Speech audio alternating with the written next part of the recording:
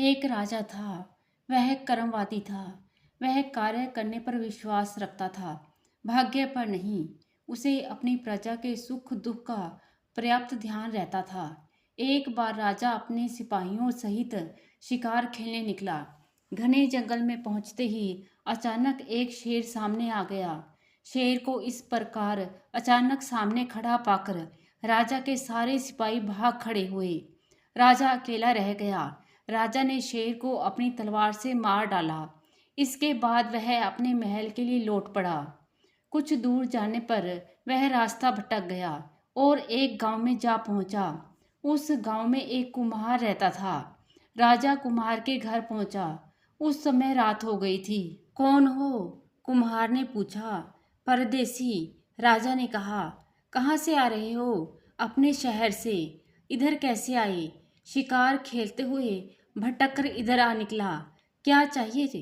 कुम्हार ने पूछा। रात भर के लिए ठिकाना चाहिए, भोर होते ही चला जाऊंगा। राजा ने कहा। ठीक है, तुम मेरे घर पर रात बिता सकते हो। कुम्हार ने अनुमति देते हुए कहा। राजा ने हाथ मुंह धोए। तब तक कुम्हार की पत्नी ने राजा के लिए आंगन में चारपाई बिछा दी। वह चारपाई उसके सबसे छोटे बेटे की थी। राजा उस चारपाई पर सो गया। आधी रात को एक आदमी आंगन में प्रवेश करता हुआ दिखाई दिया। कौन हो तुम? राजा ने उसे चोर समझकर ललकार कर पूछा। मैं भाग्य का देवता हूँ और भाग्य लिखने आया हूँ। उस आदमी ने कहा। जो भाग्य का देवता था। तुम किसका भाग्य लिखने आए हो? राजा ने पूछा। इस चारपाई पर सोने वाले का। देवता ने उत्तर दिया।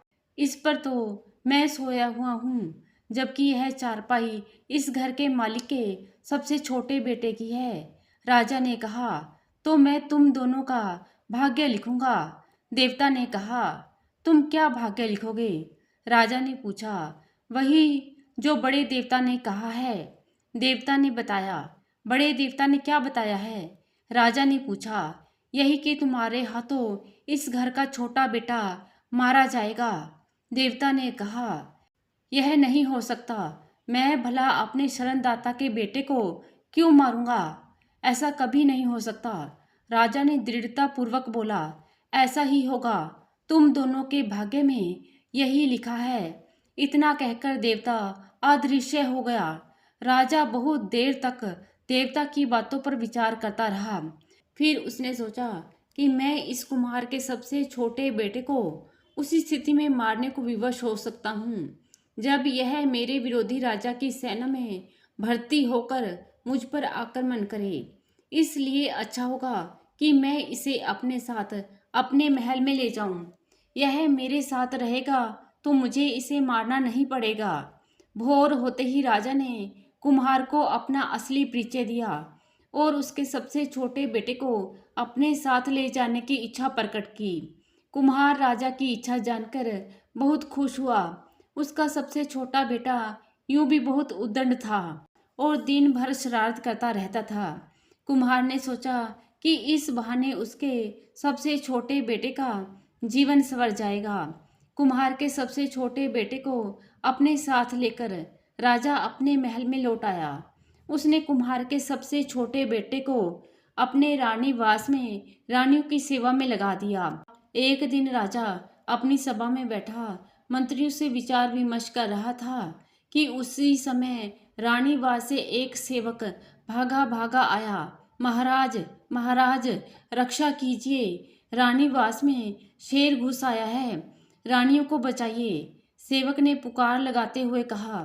राजा ने तुरंत म्यान से तलवार खींची और सेवक के साथ रानी वास की ओर दौड़ा।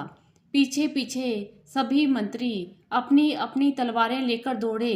राजा ने रानी निवास में पहुंचकर देखा कि बड़ी रानी के कक्ष में एक शेर बैठा हुआ है और बड़ी रानी भय से मूर्छित होकर वहीं भूमि पर गिरी हुई है। राजा को लगा कि यदि एक पल की भी देर की तो शेर बड़ी रानी को खा जाएगा।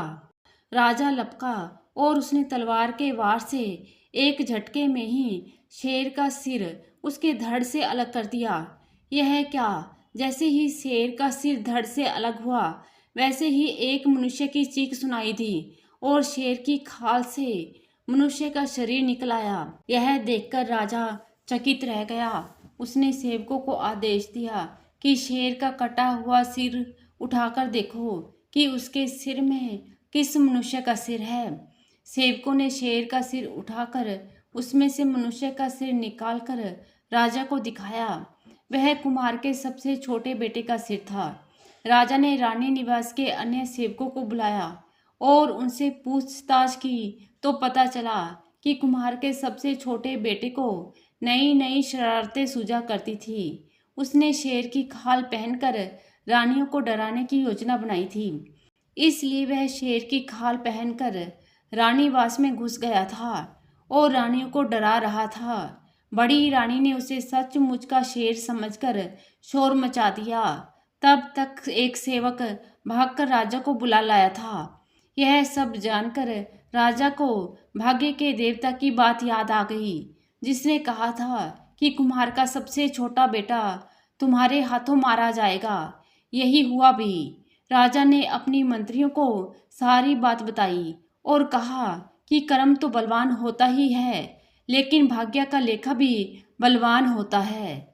तो दोस्तों, ये कहानी आपको कैसी लगी? आशा करती हूँ कहानी को पसंद करेंगे। धन्यवाद।